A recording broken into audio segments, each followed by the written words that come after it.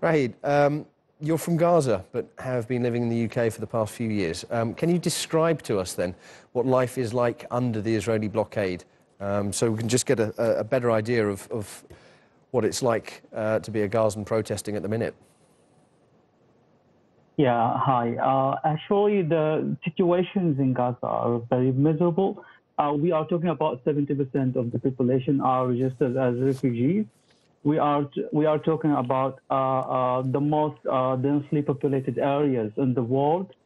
In Palestine, Israeli occupation actually blockade the airspace, the seafront, the vehicle, and the pedestrian access actually, so nobody can travel out or get in Gaza. The 5% only of the water is drinkable and it's safe to be drank. About 50% of the people in Gaza are unemployed. Poverty, maybe 70%, according to the UN reports, are in poverty, under the poverty line, are living in Gaza. So we are talking about miserable situations. We are talking about people who suffered from the imposed actually sanctions and blockade by Israeli occupation since about 14 years until now. The situation in Gaza are very bad, and actually those people are going out to the borders just to knock the tanks wall to say the people to say something for the world that we are here and you have to hear our voice. It's a pretty desperate situation, but what do you make of the international community's response to the plight of Gazans?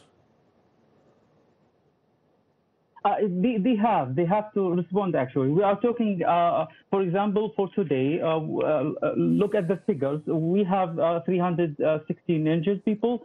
86 of them are children, 29 of them are women, and 3 are medics. So now these Israeli occupation not being held to account yet. For international arena or for international criminal court. So going to the borders and make the voice very high, actually make the people and the international world community to change the opinion. We have now a shift in international opinions. Today we got 25 actions in solidarity with Palestinians in UK. 25 actions. This is very important, and actually it's obvious that people now are changing their opinions. They are opening their eyes. They are listening to people in Gaza. The UN, the latest UN report actually described what's happening in Gaza as a crime, as war crime, and people are now opening their eyes. So people in Gaza actually, they are suffering. They are dying slowly, and they have nothing. They don't have any alternative.